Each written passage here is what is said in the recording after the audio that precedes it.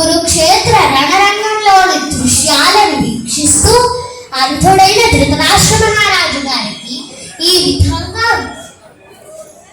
విధంగా వివరిస్తున్నాడు సంజయుడు.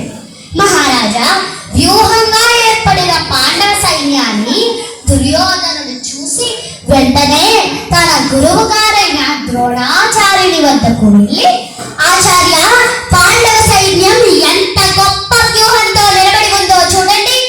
దానిని నిర్మించినది ద్రుపద మహారాజు గారి పుత్రుడైన దృష్టద్యుమ్నుడు. పాండవ సైన్యంలో భీమా దివ్యధామము సూర్యుని చేయగాని, చంద్రుని చేయగాని, అగ్ని చేయగాని, విద్యుత్తుల చేయగాని ప్రకాశింపజేయబడదు. దానిని చేరిన వారు ఈ భౌతిక జగత్తునకెప్పుడునూ తిరిగిరారు. అహం వైశ్వానరో భూత్వా ప్రాణినాం దేహమాశ్రితః ప్రాణాపాన సమాయుక్తః పచామ్యన్నం చతుర్విధం. ప్రాణుల దేహములందలి జఠరాగ్ని స్వరూపుడను నేను.